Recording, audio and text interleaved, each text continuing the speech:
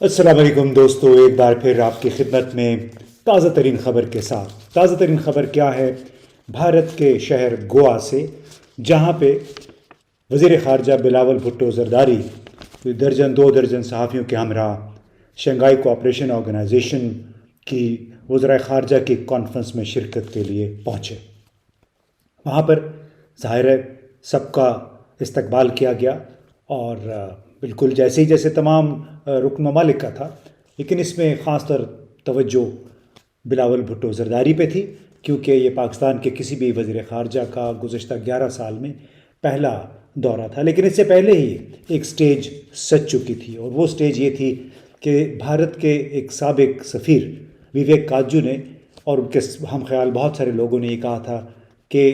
جس شخص نے ان کے وزیر اعظم کو نریندر مودی کو بچر آف گجرات کا، آپ کو یاد ہوگا بلاول بھٹو زرداری نے نیو یارک قیام کے دوران یہ کہا تھا کہ بچر آف گجرات۔ آپ کو معلوم ہے کہ الہ آباد میں گجرات میں 2002 میں ہندو مسلم کچھ فسادات ہوئے تھے، جس میں کئی سو مسلمان جاں بحق ہوئے تھے، اور اس کی وجہ سے اس وقت مغربی ذرائع ابلاغ میں نریندر مودی کو، جو کہ اس وقت گجرات کے وزیر اعلیٰ تھے، بچر آف گجرات کہا گیا تھا۔ وزیر خارجہ نے یہی الفاظ نیو یارک میں دہرائے، تو اس کے بعد بہت سخت رد عمل کا انہیں سامنا کرنا پڑا، اور یہی وہ بنیاد تھی جو فراہم کی، جو استعمال کی گئی بلاول بھٹو کے گزشتہ روز گوا پہنچنے پہ۔ اور انہوں نے آج اپنی تقریر میں یہ کہا کہ بھارت کا نام نہیں لیا، لیکن یہ کہا کہ دہشت گردی کو ایک ڈپلومیٹک پوائنٹ سکورنگ کے لیے نہیں استعمال کیا جانا چاہیے، اور یہ کہ جو آؤٹ اسٹینڈنگ مسائل ہیں، مثال کے طور پہ کشمیر، وہ آرٹیکل 370 آپ کو معلوم ہے کہ بار بار پاکستان کا مطالبہ رہا ہے کہ 5 اگست 2019 کو جس انداز میں کشمیر کو بھارت کا حصہ بنا دیا گیا، آرٹیکل 337 اور 35A ختم کیا گیا، اس کی واپسی تک تعلقات کی بحالی بہت مشکل ہوگی۔ لیکن جناب، اس کے جواب میں بھارتی وزیر خارجہ جے شنکر، جن کی Bilawal Bhutto Zardari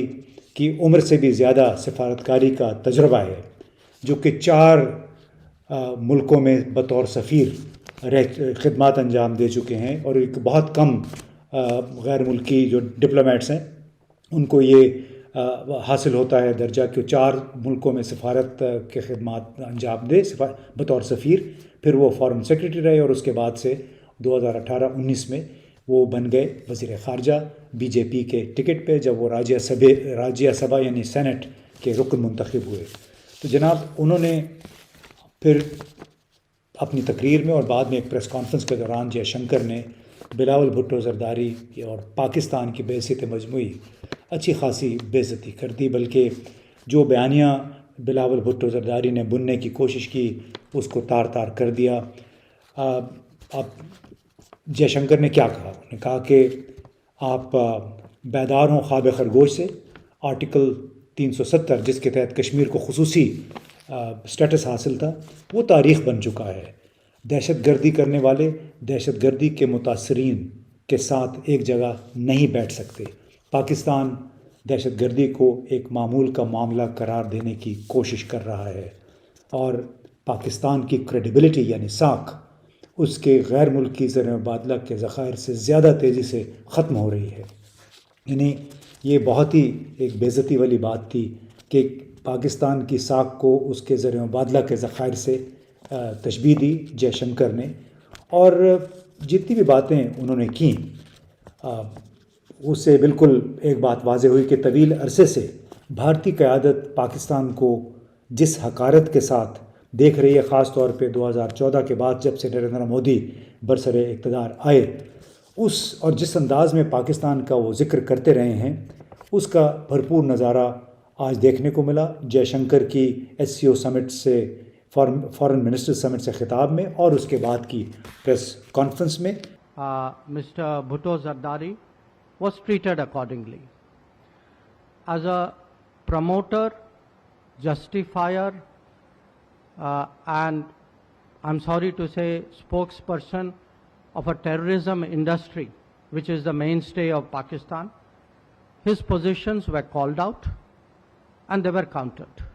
including at the SCO meeting itself. I think it was made very clear, not once but twice in the SCO meeting, that connectivity is good for progress, but connectivity cannot violate the territorial integrity and sovereignty of states.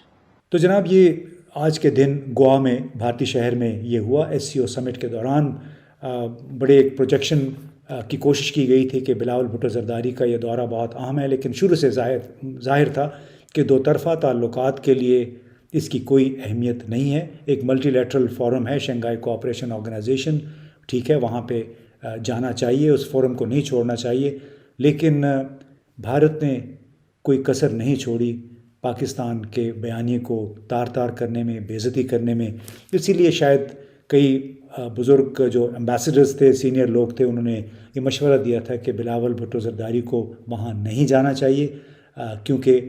بھارتی media کو انہوں نے تیار کیا تھا ایک انتہائی جارحانہ رد عمل کے لیے۔ ساتھ ہی میڈیا تو بہت پیچھے رہ گیا، اس میں خود بھارت کے وزیر خارجہ ان سے نمبر لے گئے،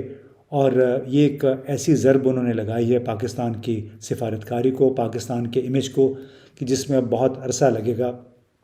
اس سے ریکور کرنے میں۔ اور ایک بات بڑی واضح ہو گئی ہے کہ جس انداز میں انہوں نے کہا کہ کشمیر اب تاریخ بن چکا ہے، آرٹیکل 370 جس کے تحت کشمیر کو خصوصی رتبہ حاصل تھا، سٹیٹس حاصل تھا، تو یہ معلوم نہیں ہماری سیاسی اور فوجی قیادت کو کب سمجھ آئے گی